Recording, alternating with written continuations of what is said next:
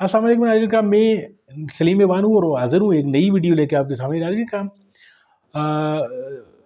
ज़्यादा वक्त ज़ाया किए बगैर बढ़ते हैं वीडियो की जानब। आप वीडियो देखिए, फिर इसके ऊपर बात करते हैं।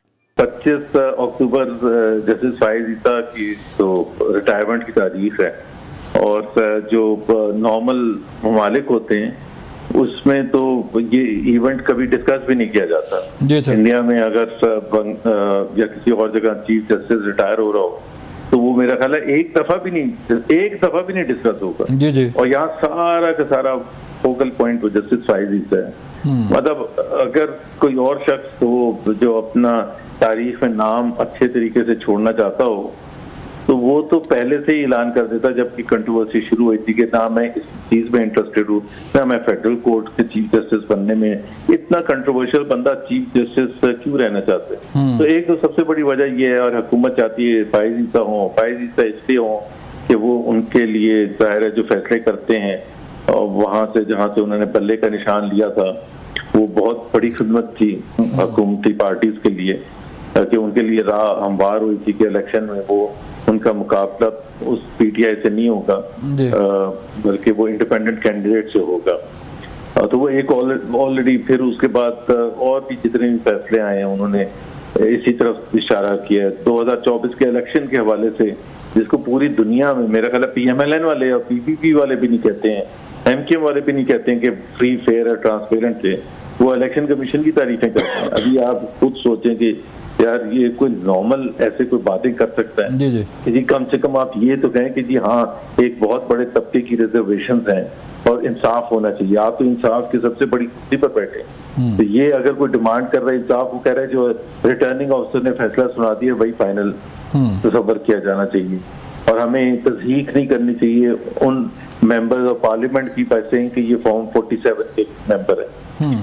तो जाहिर सी बात है हुकूमत ऐसे ही चीज जस्टिस से आती है कि जो सबसर्विएंट हो एग्जेक्टिव, और हमारा जो आइन का ढांचा है उसमें जो सबसे बड़ी और इम्पोर्टेंट फोकल पॉइंट है वो है ही ये कि एक चेक एंड बैलेंस का सिस्टम होगा जिसमें एक जुडिशरी का बहुत कलीदी रोल होता है और जो इंडिपेंडेंट होती एग्जेक्टिव होती है, ताकि वो एग्जेक्टिव के ताबे ना हो, ताकि वो इंडिपेंडेंट फैसले करे बगैर डर और खौफ के, बगैर कोई ऐसे पर्क्स एंड प्रिविलेजेस के हवाले से कि जी अगर मैंने सख्त फैसला कर दिया तो मुझे मेरे जो पर्क्स एंड प्रिविलेजेस हैं वो कम हो जाएंगे या मुझे प्लॉट नहीं मिलेगा इंसान। इसलिए इंडिपेंडेंट होना जरूरी होता है बगैर खौफ के, बगैर डर। और एक पाकिस्तान की तारीख है तो बहुत ही खराब तारीख है जुडिशल फैसलों के हवाले से। तो जाहिर सी बात है इस हवाले से जो लोग दोनों साइड्स पर हैं, दोनों के लिए वो जो कि अपोज कर रहे हैं कि नहीं ऐसा नहीं होना चाहिए और इंडिपेंडेंट रहनी चाहिए हमारी असलिया, और जो हुकूमती लोग हैं वो चाहते हैं कि हर तरीके से इनको बचाएं और ये सिस्टम ऐसे ही चलता रहे कि ताकि जितनी देर तक के टूल दे सके हुकूमत। ये है बेसिकली। तो सर वज़ीर दिफा क्यों परेशान है कि 25 के बाद जो है वो कोई ऑडिट हो सकता है या कोई इलेक्शन करा दिया जा सकता है? सबसे मैं अगर उनकी जगह होता तो मैं कहता जी बिल्कुल ऑडिट होना चाहिए, बिल्कुल जबरदस्त तरीके से ऑडिट होना चाहिए ताकि साफ शफाफ इलेक्शन जो वो क्लेम करते हैं 2024 के हुए थे तो देख लेंगे कि जी वो किसके। अब ये तो बड़ी अजीब सी बात है, आप कह रहे हैं कि जी एक कोई चीज चोरी हुई है, डाका पड़ा है इतना बड़ा, आप कह रहे हैं उसका ऑडिट भी नहीं होना चाहिए और कह भी रहे हैं उनको तफ्तीश करने के लिए जिनके ऊपर उंगलियां उठ रही हैं इलेक्शन कमीशन।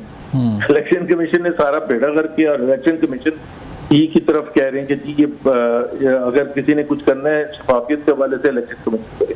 बिल्कुल ऑडिट होना चाहिए और भरपूर अंदाज में होना चाहिए और सच का सच होना चाहिए, झूठ का झूठ सामने आना चाहिए। ये इंसाफ के तकाजे हैं, मुल्क ऐसे जबरदस्ती तो नहीं। फिर आप इलेक्शन ही ना करवाते, फिर मतलब इलेक्शन करवा के और फिर मैंडेट ना तस्लीम करना, फिर साथ में दूसरे जुमले में एग्जाम्पल देना ईस्ट पाकिस्तान की। जी ईस्ट पाकिस्तान इसलिए टूटा था कि हमने वो बंगालियों का मैंडेट नहीं एक्सेप्ट किया था, और यहाँ आप कह रहे हैं कि यहाँ मैंडेट एक्सेप्ट इसलिए नहीं कर रहे कि वो जो जमात है वो दहशतगर्द जमात है, इसलिए नहीं एक्सेप्ट कर रहे। भाई वो दहशतगर्द है, आपके हिसाब से दहशतगर्द हो सकती है, पाकिस्तान के आइन के हिसाब से नहीं है, किसी कोर्ट ने नहीं कहा कि वो दहशतगर्द जमात है।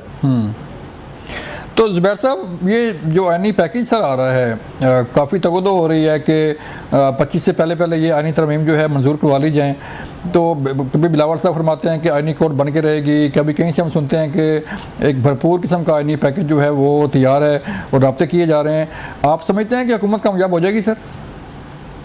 मतलब मैं I hope I am proved wrong, Allah करे, लेकिन मुझे लगता है कि वो नंबर्स कर लेंगे।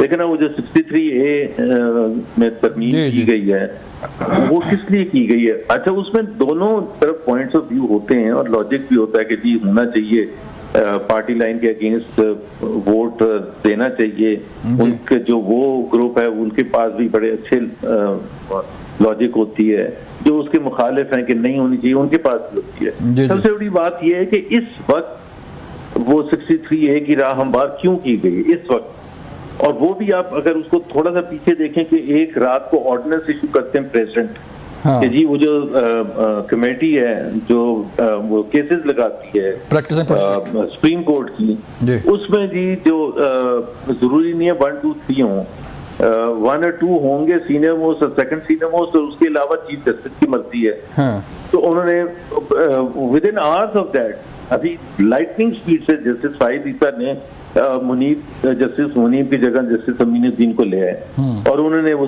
63A उसी दिन सेट कर दिया डेट और 2 दिन में फैसला सुना दिया।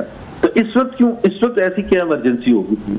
हमेशा टाइमिंग इज इम्पोर्टेंट कि भाई आप ये जो फैसला कर रहे हैं इसका बेनिफिट किसको होगा, और इस वक्त क्यों कर रहे हैं? आप महीने बाद कर लेते, आईनी पैकेज के बाद कर लेते, अगर जरूरी था भी तो आप 25 नवंबर की डेट रख देते, तो कम से कम लोगों को फिर ये लगता है कि 2 साल से सर पेंडिंग थी ना, ये 2 साल से पेंडिंग थी, तो भाई 2 महीने और पेंडिंग हो जाती। मैं कहने का मतलब ये है कि ये इस वक्त तो जाहिर सी बात है एक अमेंडमेंट है, सारे पाकिस्तान को पता है कि नंबर्स मुश्किल हो रहे हैं, मौलाना साहब के आगे पीछे इसीलिए घूम रहे हैं ना कि नंबर्स नहीं, तो नंबर्स अब आपने वो राह हमवार कर दिया और किसी न किसी तरह से वो जो पीटीआई के लोग तोड़ के, अब सबसे बड़ी बात ये ना कि आप एक आईनी पैकेज ऐसा लेके आ रहे हैं जिसकी बुनियाद ही आप एक गलत तरीके से, गैर जमहूरी तरीके से रख रहे हैं कि उनके बंदे तोड़ के आप उनके वोट लेंगे।